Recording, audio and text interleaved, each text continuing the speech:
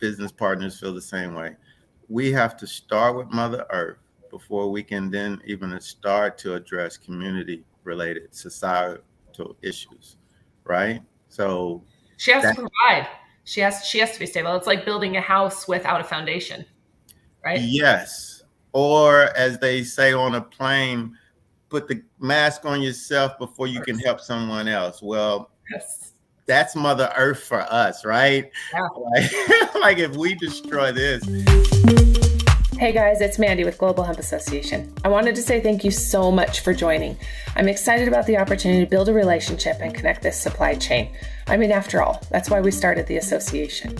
Our association was built on the foundation of connecting supply chain, building relationships, and helping you grow your business.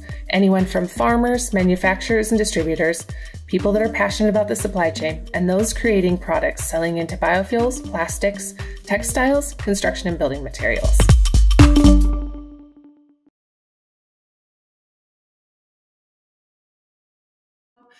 We'll wait a couple of seconds for everybody to get logged on, but when you do, please say hello. Let us know where you're joining from. If you have any questions, please drop them in the comment box, and don't forget to like and subscribe to our channel. I always have to throw a little plug out there because we're getting some incredible content and awesome interviews that are coming out every day. And for those of you that are new to Global Hemp Association, log on to globalhempassociation.org or our community platform, hemphallway.com, where you can request an invite and join the community, subscribe for other events that we have coming, and so forth. So I'm really excited to introduce our guest today, Frederick. Tell me a little bit about yourself. How'd you get into this? And more importantly, what really fuels your fire with this hemp industry? Yes. So my story actually really kind of starts in 2012. Okay.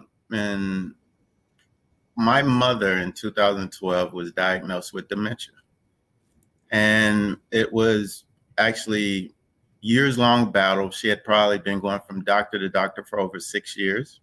And every doctor would prescribe something 6 months later, 9 months later. Oh, no, that's not solving it. Let's try this medication. Mm-hmm.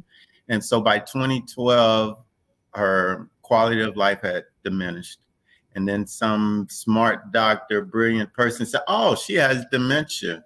And then just as a family, the support systems that are in place now for diseases like that didn't exist. And literally it was like bringing home a new baby. Is like, okay, as a family, we were like, what do we do?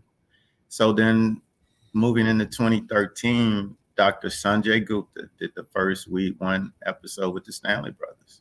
Mm-hmm. And not only me at my home, but my father and sister was at their house, dad with mom. And when I saw the commercials, I'm like, we have to watch this. I don't know what I don't know, but yeah. We got to watch this. And at the end of that show, I spoke something into the universe and I said, Lord, how can I be a part of that? And then in my day job, I do a lot of research for different products that I was launching at the time. And so I, as a side passion, started just researching, trying to find whatever I could find, which at the time, really, you could Google it, but it wasn't a lot of information out there. And then slowly but surely, I started making contacts. By 2016, I met my now current business partner, and he made me aware that there was a organization right in my backyard in Nashville, Tennessee, that was at the time the Tennessee Hemp Industry Association. Okay. And immediately, like that was in November. In December 2016, I was at that next meeting and have been attending ever since.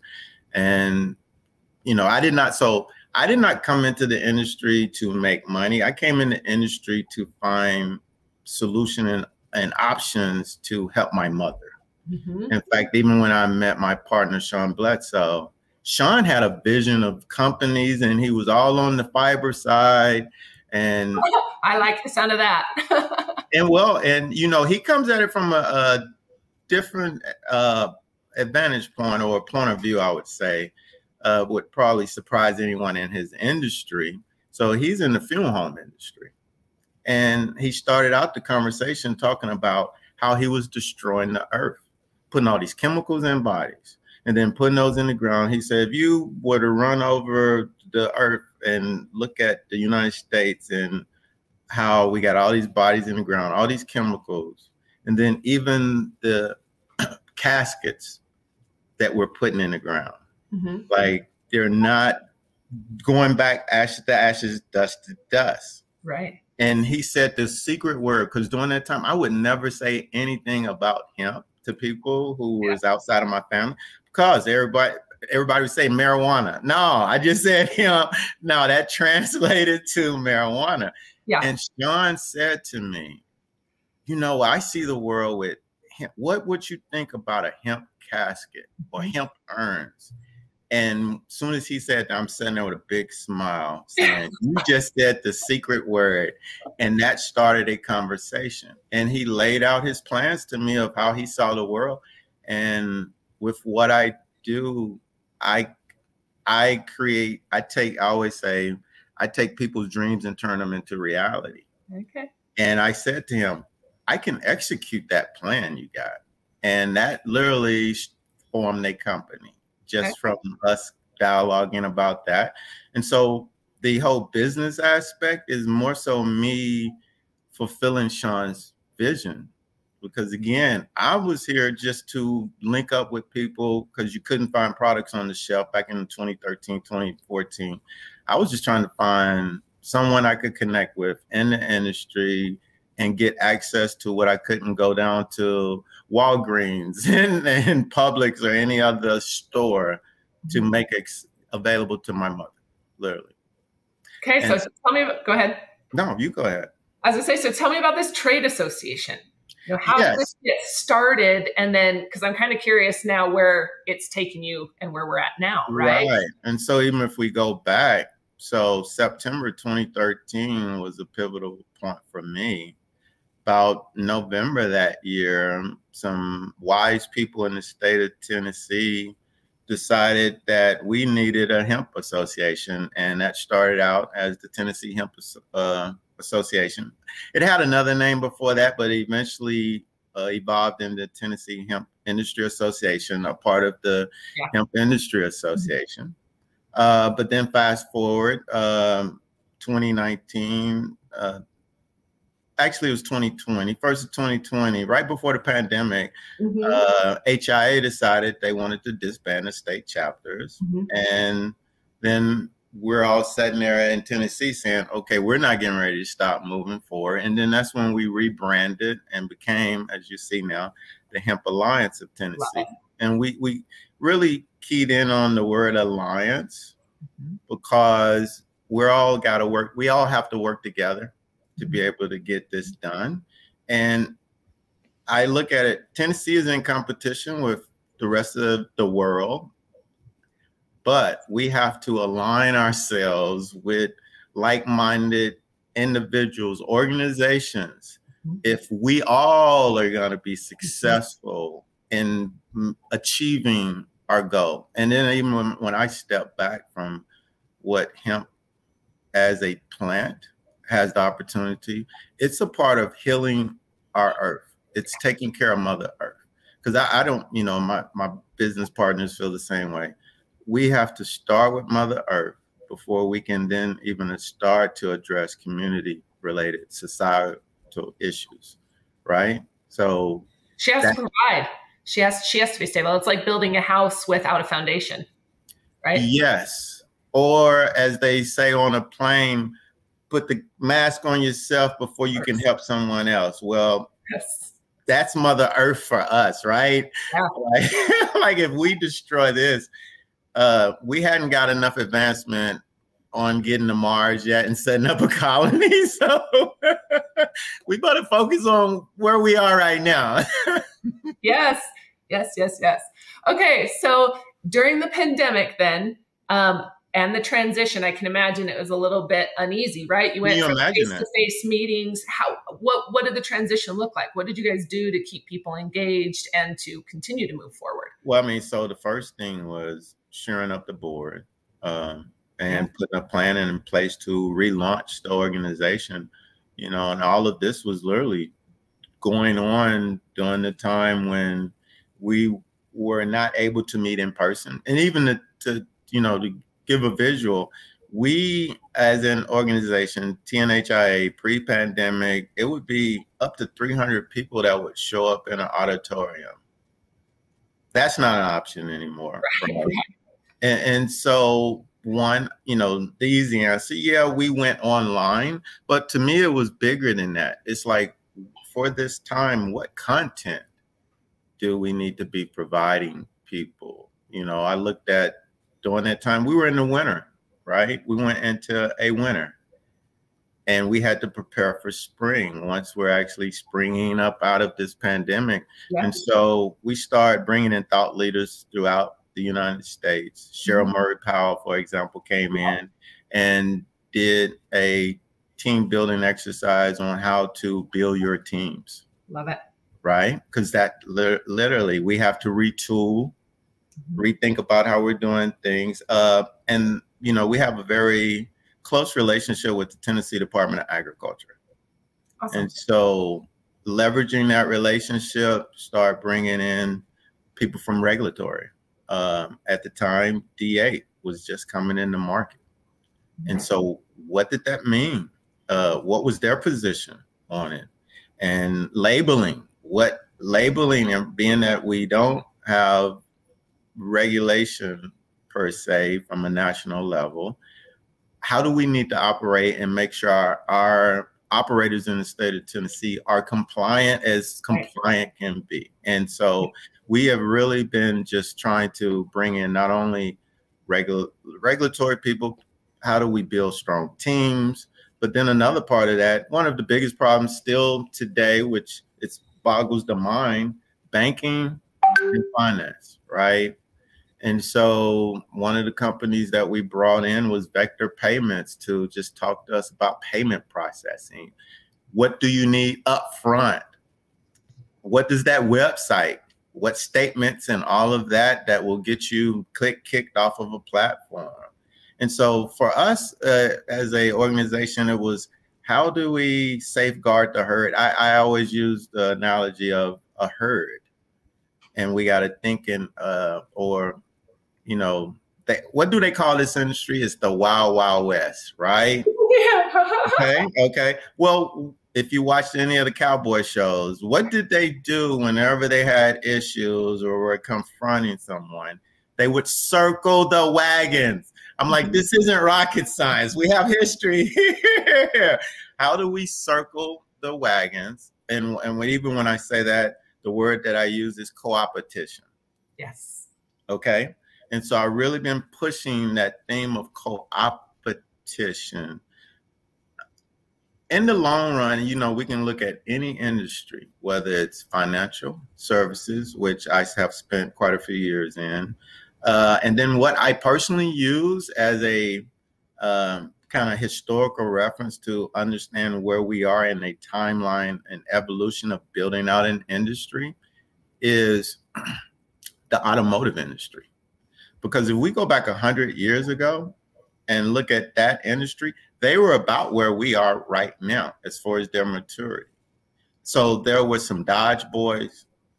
Ford had their thing going. Chevrolet was doing their own thing. There was a Lincoln and a Mercury. Now we think Ford, and under the Ford umbrella is Ford, Lincoln, Mercury. No, they were all individual companies. And so a part of that co-opetition is identifying like-minded companies that you partner with. Like, none of us, here's the... And the industry is so big, right? It not only is it about like, hey, we have to work together to bring it up, right?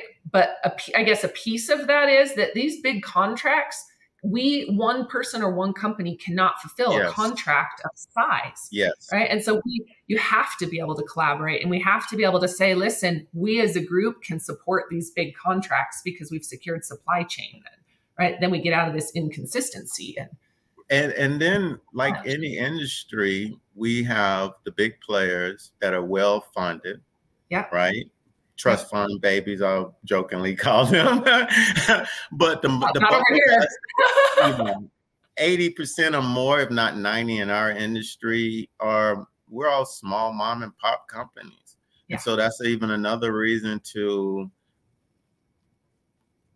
connect with other companies. And it's both in your space, because to what your point, if you go land a big contract, you're going to need someone else who can support fulfilling that capacity requirement. But then each of us have a strength. And, you know, no one, not everyone, I should say, can do the farming, the processing, and the manufacturing, and the logistics and sales side, right? Mm-hmm. And so literally, how do you partner with entities that can pick up those pieces? Because I truly know from every other industry that we've seen mature, consolidation is happening. There will be a GM with a whole bunch of Chevy, Buick, and Pontiac. There will be a Ford that's coming. And right now, be intentional and not trying to be, getting back to the herd, don't be the animal that's sitting out here on the side, because you're going to get picked off by a hyena. Like, it is what it is. And so it's already happening, right? Yeah. And then even when I say a herd, every major event that happens in our industry, whether it was the oversupply, whether it was the pandemic, whether it's something coming down from regulation, there's a thinning of the herd. And so I preach, be not only in the herd, which is a part of the benefit of being in a trade association, regardless of what state you're in, join your local chapters, groups, association, literally. Because then you're a part of the herd, you're getting the latest information, and then deepen yourself off in there, because we're going to keep going through phases and events that cause the thinning of the herd until we get to what that true industry will look like. For sure. Okay, so when we talk about co-ops, right, or the opportunity now for co-ops, I see that there's kind of what you were saying goes back to what I hear over and over again in the industry is the value of what we have right now is to shrink those supply chains, to support rural communities, right? Or smaller businesses, but understanding that the demand is so big, or could be so big, that we need to come together. Co-op is kind of a bad word sometimes. You know, I say co-op to farmers and sometimes they turn up their nose. What about the structure works, or do you see really being successful within the industry? So, you know, everything you just said, I've heard as well. You get different views when I talk to farmers about the co-op. Where I see the opportunity is not like for like taking that model, but there's some tweaks to the existing model that I think that would. And, you know, so let's start with the premise that who gets the raw deal every time any crop has been introduced, like soybeans, when it was introduced. That was introduced as another cash crop that could bring benefit to small family farms. However, it's always the downstream parts of the supply chain that benefit. And obviously, you know, we know from our industry what retail markup is versus farm, and what the farmers sold that good in for is night and day. I talked to people, there's 700% markup sometime by the time it's getting to the retail store. There's no farmers that I know of just making 700, not even 100% margin quite often, right? And so here's where we need to retool the idea of a co-op. One, it's being able to provide that farmer seeds, but then it's paying them enough money to operate off of. But then the key component really is letting them participate in the profit share on that back end is where we need to get. So not only are they able to operate, which is pretty much where their margins and how they're operating right now, right? Mm-hmm. But no, they need a kicker. in But that. right now on other crops, they have insurance or backing that guarantees a lot of their crops, where hemp is just not yet included in that. You know, and I don't mean any disrespect when I say this, because, you know, this could be political, but that's welfare. It's crap. It's welfare, like literally. And no farmer wants to be, oh, well, I wasn't successful, so I'm getting a welfare check. Like, no, they want to go in security also. It is security, right? And when we talk about risk of whether or not it's going to be successful, or the horror stories that we've had in the CBD space with our farmers, right? It's that doubt or that security or I guess hurdle that it's a hedge. It's a hedge. Yeah. It's a hedge is what it is. You know, that, okay, if I get out here over my skis, I know I still have this, but still no one wants to rely on that, because that's not getting ready to put my kids through college.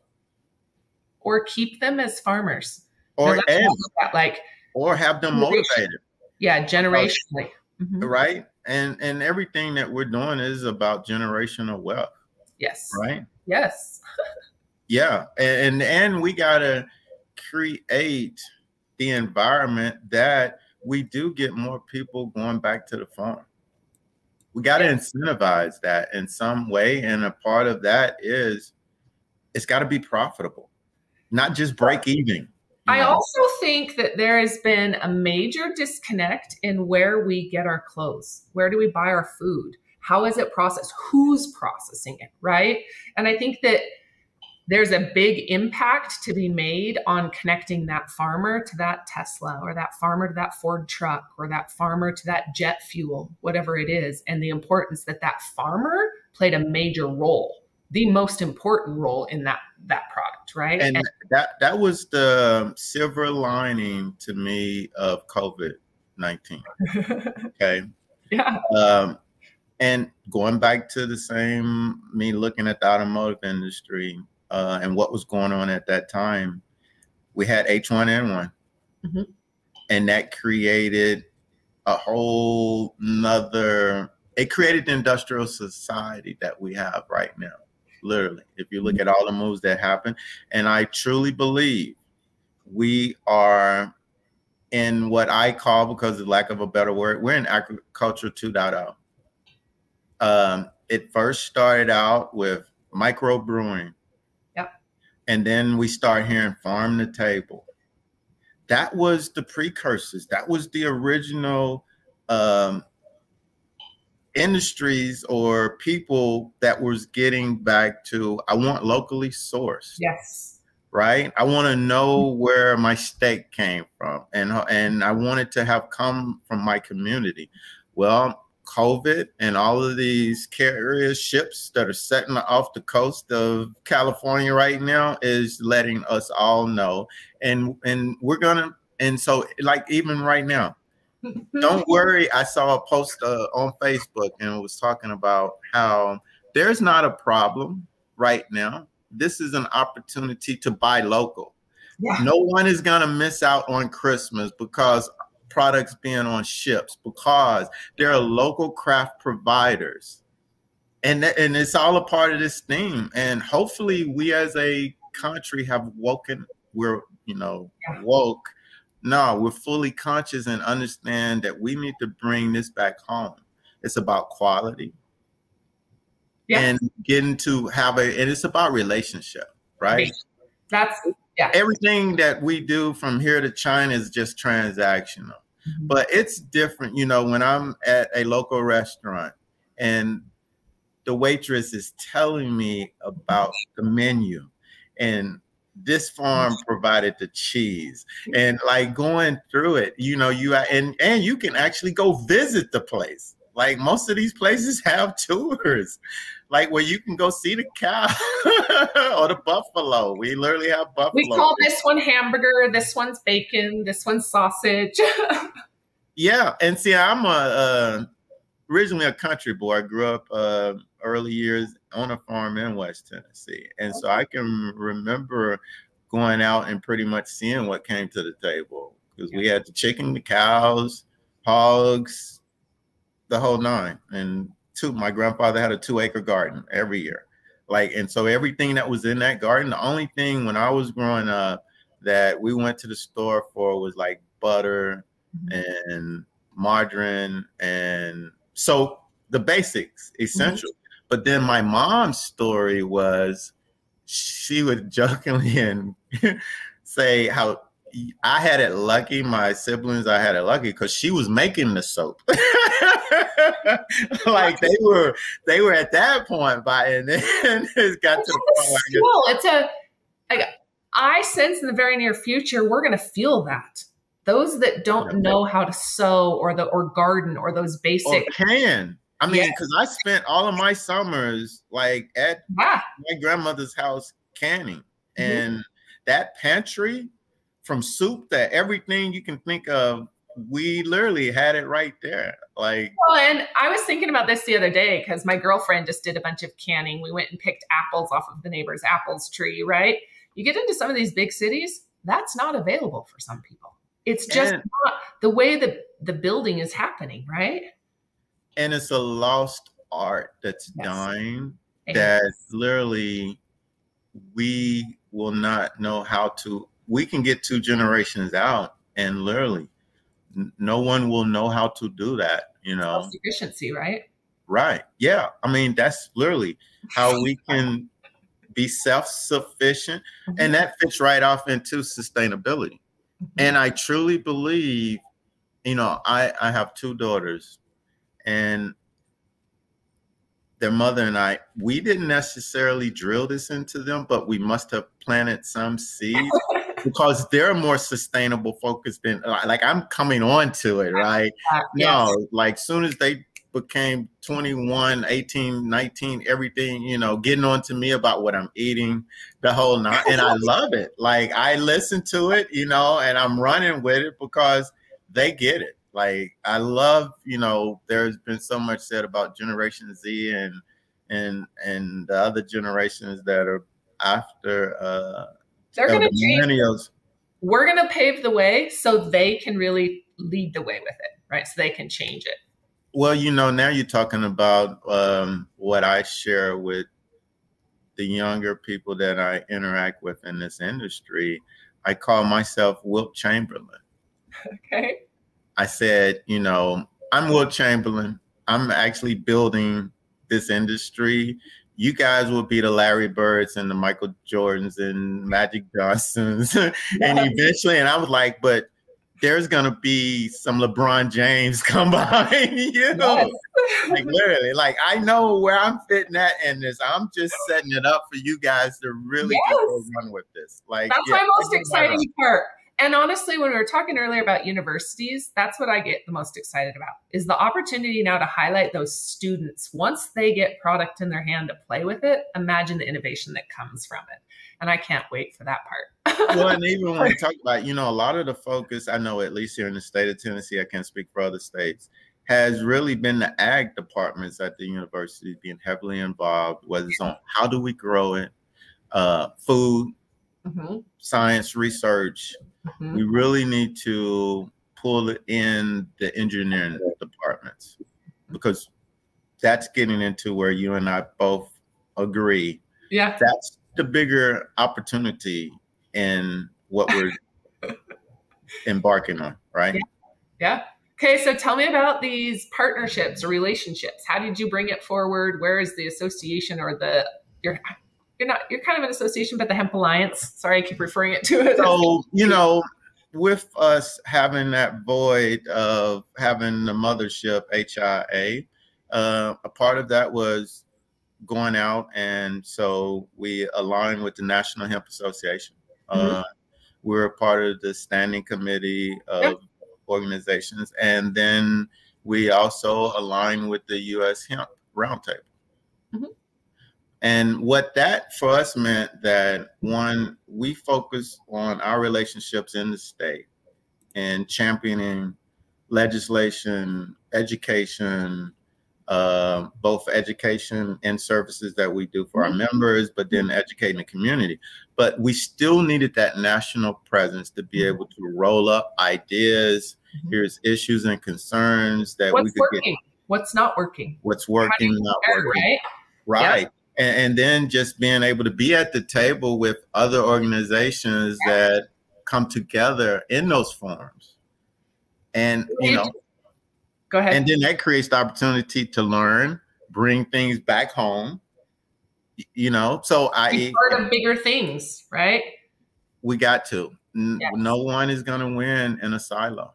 Yes, absolutely. Okay, so talk to me about feasibility studies. What are you guys working on now? Because I feel like this is such a key piece, and I keep saying it all the time, is what do those look like? And partnering with universities. You know, what's the benefit to that? And what advice would you have as other organizations are starting to embark on this piece of this, or on this part of the supply chain or development of? Right. And so I think a lot of great work has been done on the oil side of the house.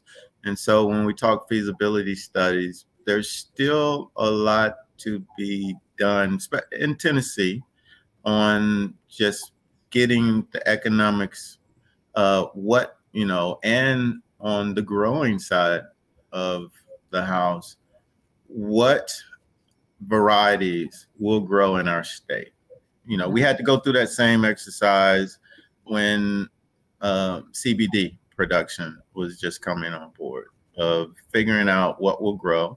And so to that end, Hemp Alliance of Tennessee is working with the state right now to put in place a grant. One piece has already been kicked off. Thank you to Dr. Hatcher at the Tennessee Department of Agriculture, as commissioner. We met with him about 3 weeks ago and showed him the proposal. And he immediately, I saw him smiling at the end of the table.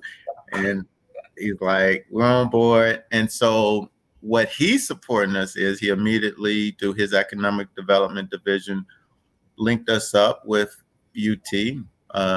And UT is already moving forward with the economic development side of the feasibility. Our next stop will be to the legislators, because we want to be able to we're asking for $750,000. And that was just a drop in the bucket of what would truly be needed. But we want to kick this off where we can then provide funding for operators to actually now get engaged and start at the trials level. You know, because we do have a couple. You say funding for operators, you mean for those seed trials, or you mean for all the above? Because one, we got to build out the network. So one is starting with what can we grow, and that's linked to what end products that we would be growing for, right? You know, the opportunity that we set here in the state of Tennessee with the announcement that we just had that was made with Ford building a battery plant in West Tennessee. GM about a month ago announced they're building a new battery plant here in Spring Hill, right down the road from me, for their GM line. And plus we got Nissan headquartered here, Mitsubishi. Volkswagen is in Chattanooga. With that Ford move, Tennessee is now the largest producer in the automotive industry in the United States. And then even if you look broader, though, the South is the new Detroit. If you go from the Ohio Valley down, you got Toyota, Mercedes-Benz, BMW, like everybody, whether you're German, Asian, or American company, you're operating and producing your products in the South. And so just to use my personal example, I have a BMW X3. The insulation in my doors is fiber. That fiber is being shipped in or flown into the United States, to South Carolina, to put in that car. There's no way BMW and all the other European automotive companies are going to meet the requirement to be carbon neutral by 2030 if we don't start producing inputs, raw inputs, to go into those cars in the United States. There isn't enough carbon credit to be purchased, right? There isn't enough to create it. And okay, so here's my question. Do you think that they will own that credit in-house? Or you think, you know what I mean? I'm curious where that credit goes as this distribution channel, because I know that's something they're talking about too. Right. Well, the product being carbon neutral or lighter or better or stronger, but then the credit attached to that manufacturer. Well, I think that whole, I don't even want to predict where it's going to go, because I think crypto is going to be a part of that. Yeah. Right.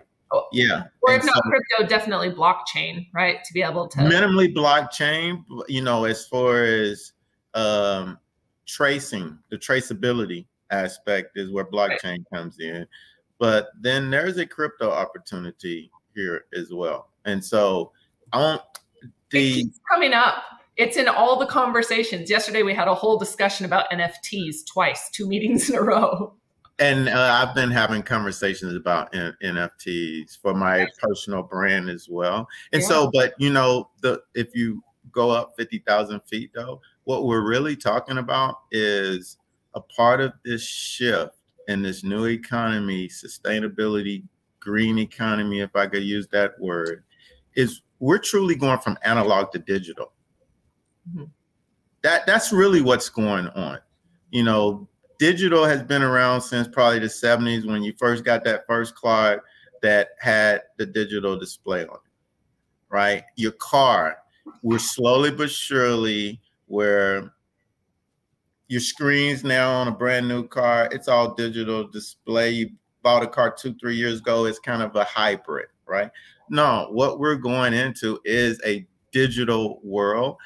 And so digital currency and all the applications associated with that. And so even when you talk about, because carbon credit, that's really kind of sitting in the financial world, right? Yeah. And so yes, it's right? A currency trade. And that's where I'm like, crypto has a role in that. And so I don't know how but I can trajectorily see this is where we're going. Yeah. Yeah, I don't know. I don't understand. In fact, when people talk about it, I say all the time, I know you're speaking English, but I don't know what you're saying.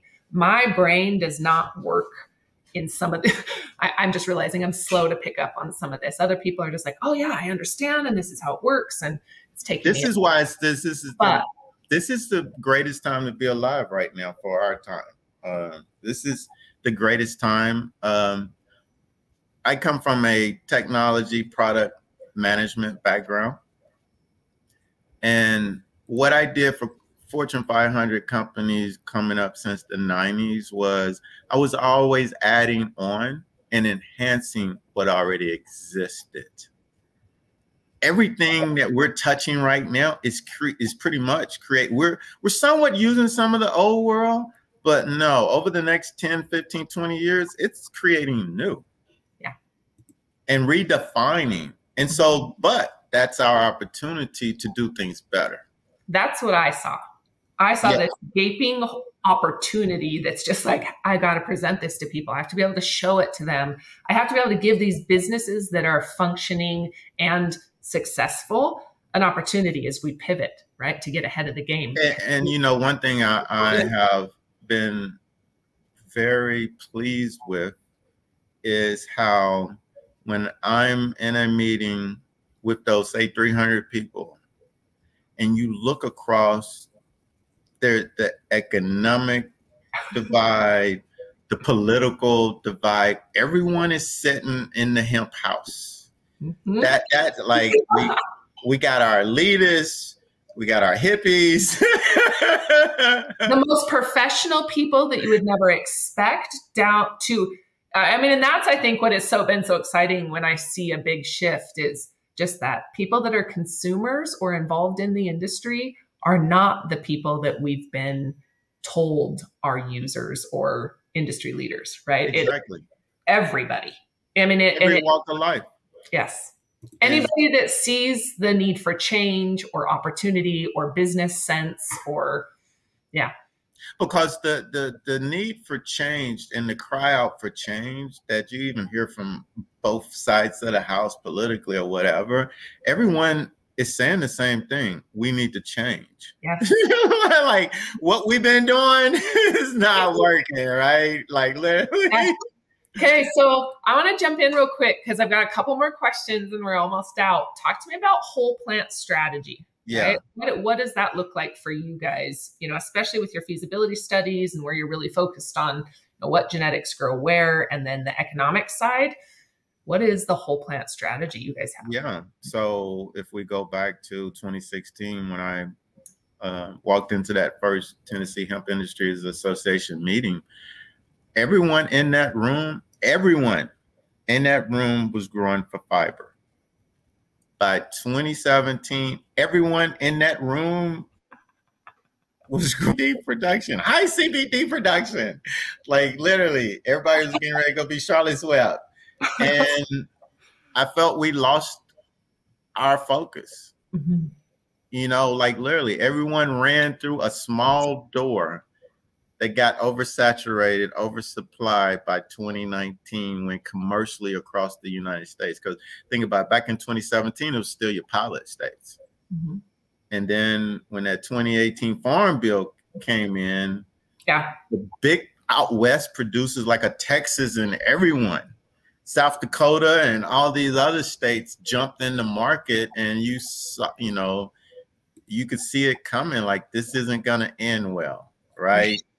And so to me, whole plant is picking back up the mantle and building our muscles on the fiber side of the house. Literally is what whole. It's not saying, oh, we stop CBD, but we got to right size this market, right?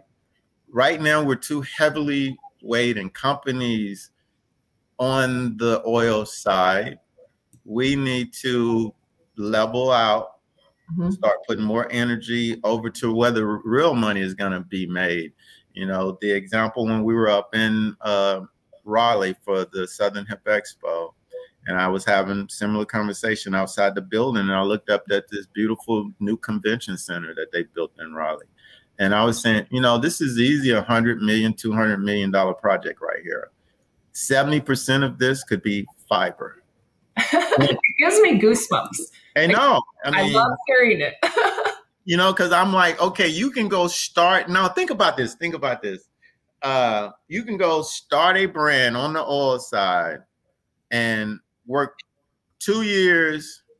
You likely will not have made $70 million. like literally, assuming, but then saying, if you got that contract to provide inputs off into that building, whether it was hempcrete or whatever whoever's manufacturing the product, whether it's plastic, wallboard, insulation, all the above, right? Yes. But now let's talk about the economic side of it. It's not just the money coming through, but no, it's what I don't hear a lot of people talk about, but it's the insurance. Okay, now we all know hemp is fire retardant, right? We really need to get the insurance companies at the table and a part of this discussion, because that could literally reduce the risk that they're carrying, right? Mold, or even a fire. Yeah. Think about I'm going to use a smaller footprint, say a restaurant that has been built in a sustainable way. A fire happens, you're going from just rebuilding versus a full build out. You're just going in and replacing some pieces. And so that's going to end up reducing, and I'll even give you the example that made me really start looking at it. There was a fire in a couple miles from me, but it was such a big fire, I could see it, the smoke up in the air from my home. And about 2 days later, in the local newspaper, the fire chief was talking about how since the 80s, the efficiency of building homes have gotten a whole lot better, but the inputs are more flammable. In those homes. So we've went from the average time, I believe he said was 17 minutes to get out of a burning structure to 3 minutes since the 80s. Which makes sense, right? If we look at what's being used, or the fiberglass insulation, or all the prefab stuff that's coming in. And I'm like, that should be prefab hemp. Oh yeah. Yes. that's going to be fire retardant, slow down the burn. The firefighters can actually get out there and save, and it's saving lives too. Because if people got longer times to get out of a burning structure, obviously within that 17 to 3 minutes, there's lives being lost. Mm-hmm. Oh yes. So it's really win-win. Yes. Yeah. Okay, so I have to give a shout out to a couple of our listeners because Glenn is very involved in the construction space with Hemp Block USA. So I want to give a shout out to him as we talk about this because it's something that comes up all the time, right? The insulative factor, how it's being used. So why, or I guess, what is next step to bring this forward? I get asked all the time, and I have a pretty strong opinion as to why we aren't in mainstream yet. But when people say, or people are new to the industry, or if I'm walking around a construction event and I'm the only hemp representative, or it's not a hemp event, right? It's a standard building construction event or building materials event. People are completely taken back that if it's as good as we say, why isn't it out there? Why don't we have it? No, we got to prove it. We got to prove it, man. And that's why shout out to Chris Milford, who from day one been on the board, our board, and throughout the whole time, everybody was going oil. I would be at a meeting talking with Chris, and he was saying, we really, or he would be telling me some new innovation that he's heard about or whatever. And so when I became president back in 2019, I circled the wagons with Chris and said, we're going to do something on fiber.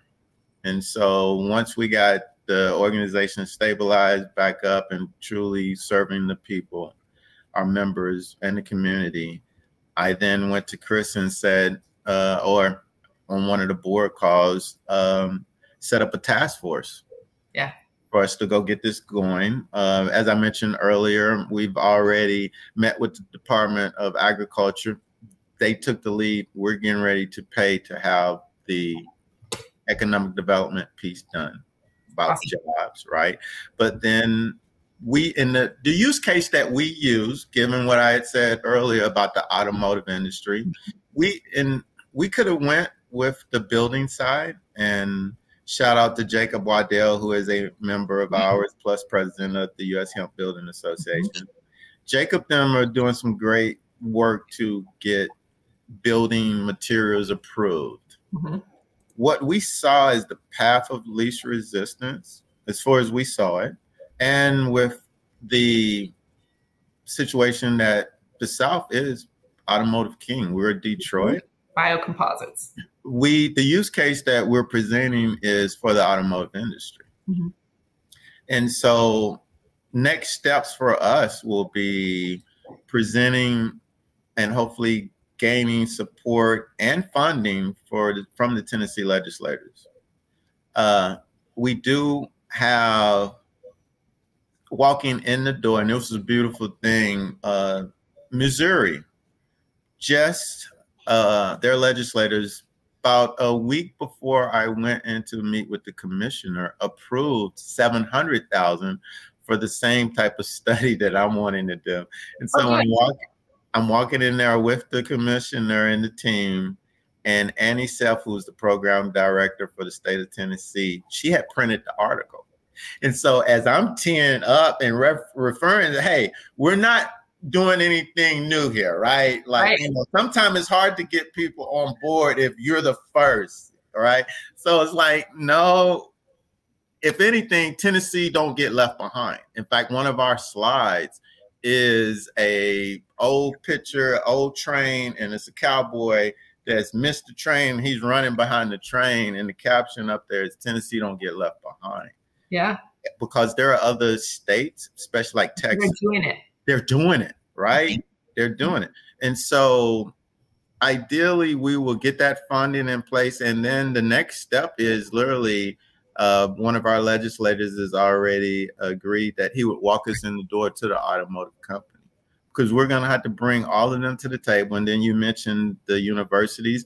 We're already working with UT, but a part of that was reaching out to Tennessee State, which is a HBCU. Because for me, really, we got to get our HBCUs and other private colleges engaged in this, right? So many opportunities on the engineering side, as I mentioned earlier, and then the 3D printing aspect. I'm glad you say this. Like, yeah, you're exactly right. Yeah, and then what I've been saying this all week. As when I get to this point, it's Gatorade.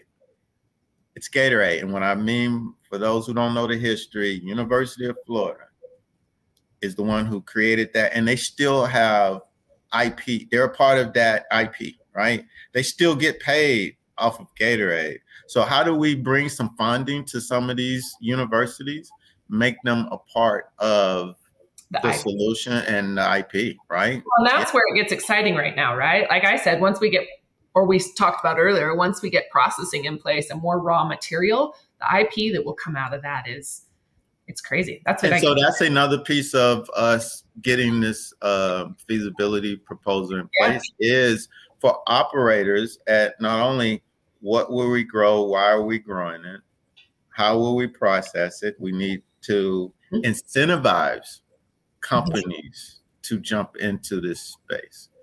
And it's also the proving ground, because that research that we will provide back to the state is something that the economic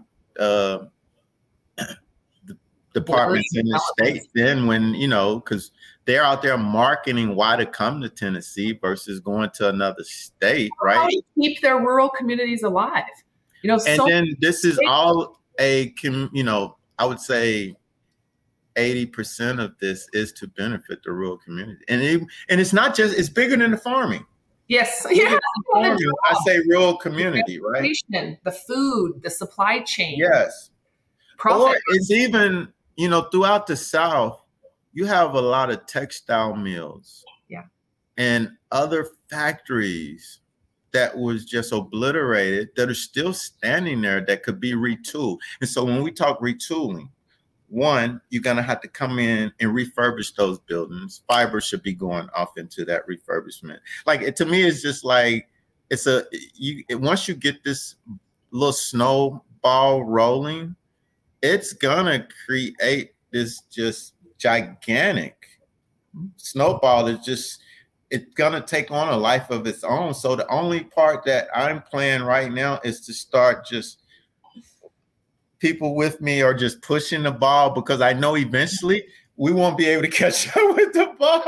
But it's making sure we've got our foundation set, right? What does this look like? And I think that goes back to some of the downturn, I guess, in the CBD space, right? Is those regulations and the basic things like banking that were not supporting that piece of the industry, right? So then it becomes we have to get some things in place in order to protect our industry. And then I'm glad you segue into that, because I do want to give a call out to everyone in the listening audience. Please go to Regulate CBD now, sign the petition, because FDA needs to play their role. They need to do their job. We want to be compliant operators. We want to provide great products to businesses and consumers. We need oversight. We don't want to be overly regulated, but we do need boundaries. Well, in order to operate from state to state, right? Or, if one state in Wyoming has a different label than another state, then it's crazy. I mean, and we are operating. I mean, my brand and company, we're operating across 6 states right now, and each one has their own rules. Like, we need the mothership, mom, FDA, come in and set, here's the rules that we are going to operate in the United States when it comes to CBD and hemp-based extracts.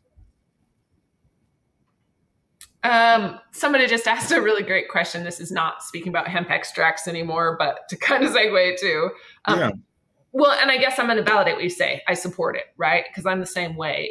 This is part of what's been so scary about people getting into the industry, is these, inconsistencies in regulations. We're never going to have the Pepsis, right? The Cokes, the shelf space. Those companies that own the shelf space that open up that supply chain. The Publix, the Krogers, the Whole Foods, Aldi's, whoever that you name out there, they're waiting. In fact, about a week ago, I was on the phone with a local distillery company.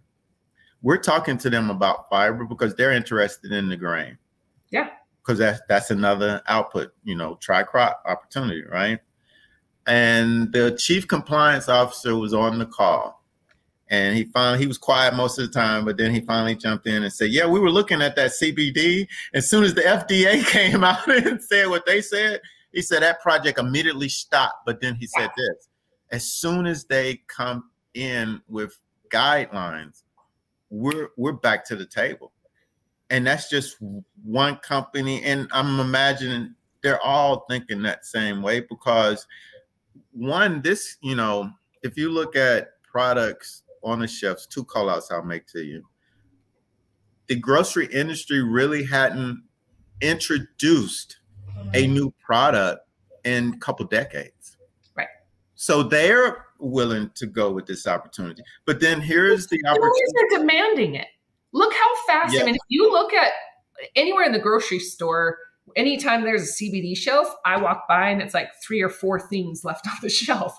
It's where they feel safe to buy product. Exactly. Well, let's not reinvent the wheel.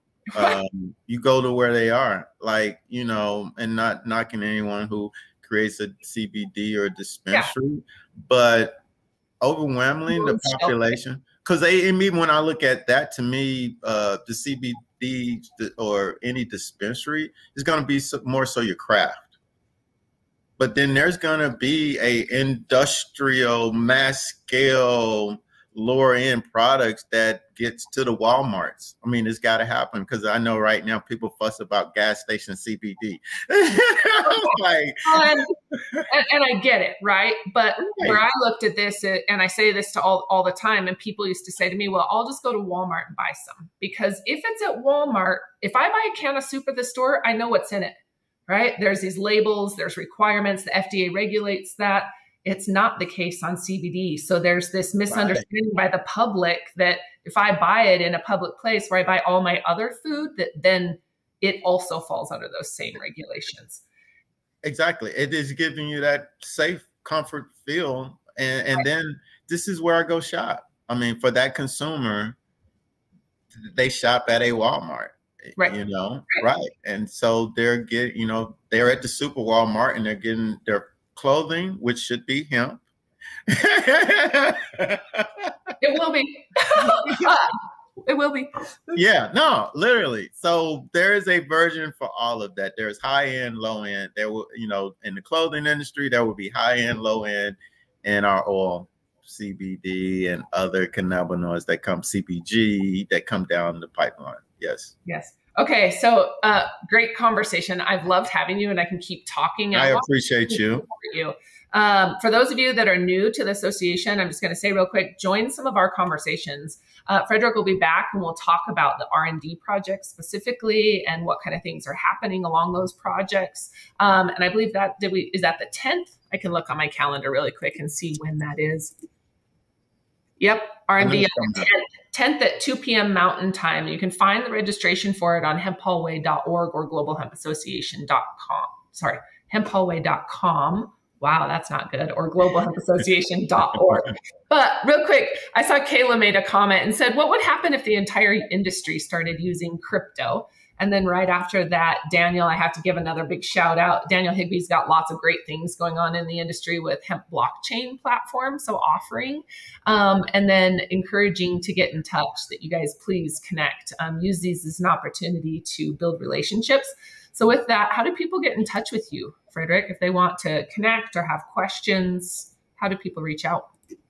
Yes, if they're wanting to talk industry, send an email to president at yourhat, yourhat.org. I'm also on LinkedIn, Frederick Cawthon. Additionally, personal emails, send that to Fred at Verge, Agritech. That's VERGEAGRITECH.com. And I would love to link up and connect. Awesome. Awesome. Thank you, Mandi. Keep doing great work. It's been fun. Thank you. Thank you. I'm excited about everything we have going on, and I'm super excited to hear how studies, what your studies come up. And I guess let me ask this just real quick when we close. Once those studies are complete, how do we as the public or industry leaders, who are really moving forward, have access to research like that? I know a lot of it is private, or people are holding it to their chest. We're having those discussions because literally we know we would want to. Like, how do we keep people from spending the same money twice? Right. Exactly. So we hadn't got to how we publish it, whether it's a white paper or what, but we do plan on making this available. This is not us to hoard. It's literally, again, what you said, we don't want to have to reinvent the wheel. Now, and even with us providing it, the caveat there is each state's topography and everything else, economic model would be different, but at least gives you a reference. And so, yes, we plan on getting that published out to the world. Cool. Well, however I can help, and like I said, I know some of it is different or accessible in different ways. I'm always curious what it looks like as people are starting to publish. And I'd really like to be a hub, to help get that content out. So whenever you have new information, or we will be reaching out. Let me know. Yeah, we'll do this again. Okay, well, thank you very much, everybody, for joining. Have a fabulous weekend. I'm on my way to North Carolina, so shout out.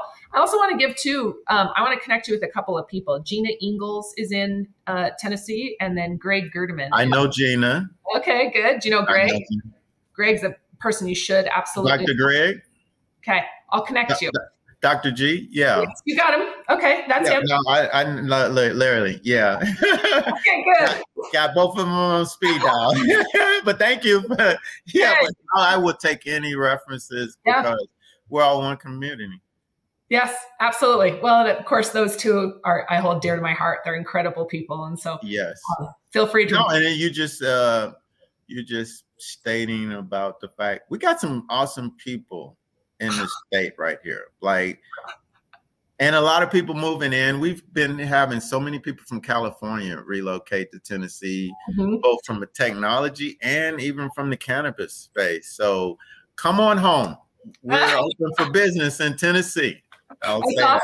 All the tech people are moving to Utah. Our tech scene is just incredible. It's lots and lots and lots of unicorns coming out of Utah. I don't know if you saw that article that went out yesterday that Fink suggested that the next 1,000 billionaires will be in sustainable agriculture tech. I believe that. No. Sustainable climate tech, I think it was. Okay. Well, anyway, you guys have a wonderful day. Thank you very, very much. We'll talk later.